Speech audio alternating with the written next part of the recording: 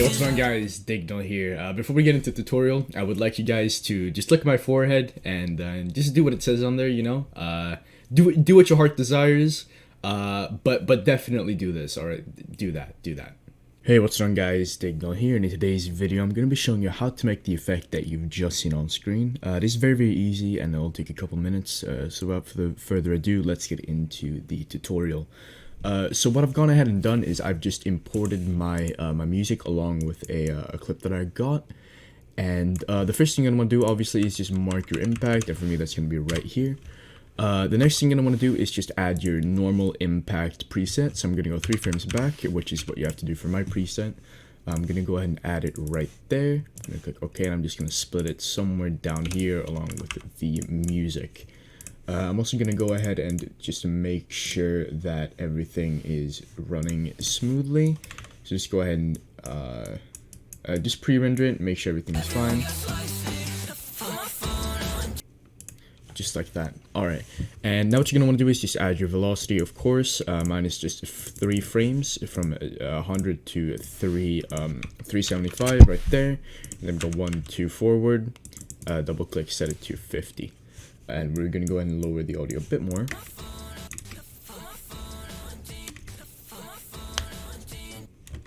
There we go. And now what you're going to want to do is you're going to want to go to this frame right here. We're going to go 30 frames back. So if it says 0617 right here, we're going to want to subtract, 30 frames from that, which is going to be 47. So we just go here. This will be 30 frames. We hit the S key to split, click on the FX button, and you're going to want to apply the build-up that is in the description. And I'm going to explain pretty much what's going on here. So first of all, we have the shake, of course, which just goes up and up and up. As you can see, it just, keeps building up. It's a Y shake, which you can change down here. Next up, we have hotspots, and this is actually the black part. So it takes the darker parts and it makes it even darker, and it sort of ignores the lighter ones, but in the end, everything does tend to go a bit dark. However, that is how you achieve this, this black effect on the other stairs and the characters.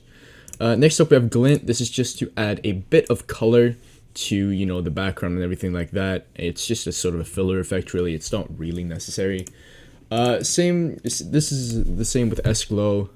It's sort of the same thing, really. It's just something to have in the background, sort of a filler, just to make it a bit more whole.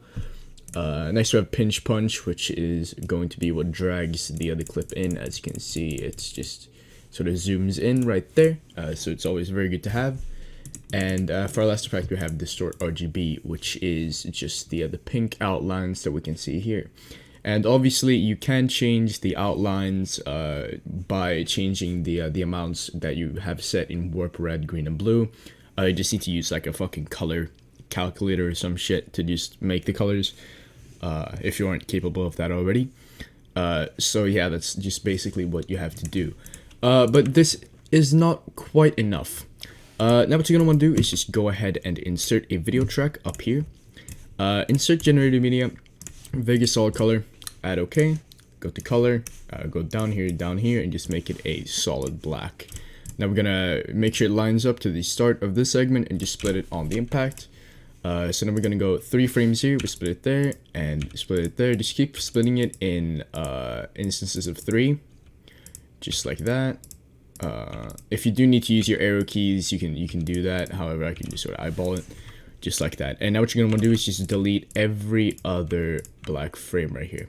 And now you're going to want to just ramp these up a bit. So if the first one's like 30, just make that one, or let's make that first one 20.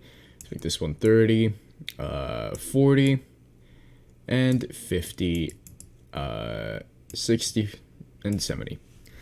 And that's what we're going to want to do. So once you've done that, just go ahead and go down to your audio. You're going to go ahead and split it on the kill. So just go ahead and do that. You're going to want to go ahead and apply a resonant filter to this. So just click add and OK. And we're going to want to set this to 1000 to start off. So just go ahead and split the audio track again on here, and just go and follow sort of the pattern that you took with the solid colors. So just go ahead and split it like this. I'm using the arrow keys for this because it is a lot quicker than eyeballing it. And then just go ahead and delete the frames that aren't aren't underneath the solid color. And once you have that, it should sound something like this. Just like that. And now what we're going to want to do is just go ahead and I'm going to raise it a bit just for you guys. And we're going to want to just go somewhere in the middle here. And we're going to make another audio track. We're going to drag that one there. We're going to extend these a bit. And we're going to make them fade over each other. And we're going to set this this first one right here to like roughly 1,000, I'd say. And this next one to 2,000. So if we go ahead and pre-render it. And also obviously make sure they're on the same volume, both of the tracks. But if we go ahead and pre-render it, it should sound something like this.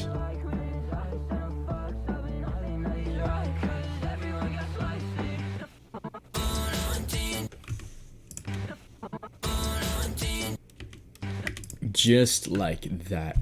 And there are of course a lot of things you can do. You can add this overlay that I'm dragging on right now. This will not be in the description as it is part of a paid edit pack. The link to that edit pack will be in the description if you want to go all out. But I will not be leaking pack overlays in this video. And obviously if you want to change the color of any overlay, pretty much you can just go ahead and use hue set bright on the actual overlay. So let me go ahead and load that up for just a second here. Shouldn't take too long. Hue set bright right there. Just make sure that it sort of matches up with the color that you have as your impact, so that it looks somewhat decent. And if we go and look at this,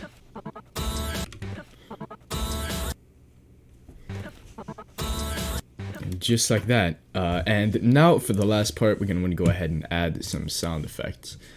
So obviously if you have your own sound effects, you can go ahead and add those. However, I have a couple that I like to add.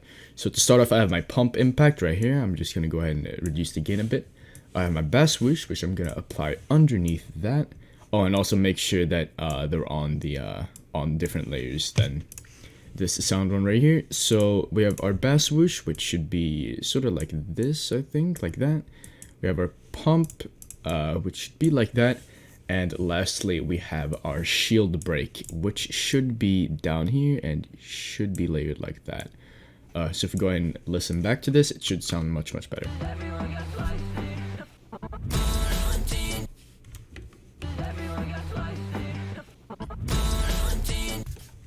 There we go. I hope you guys have enjoyed this video. If you did, make sure to leave a like down below, comment, subscribe, all that good shit. And I'll see you guys in a couple days, and peace.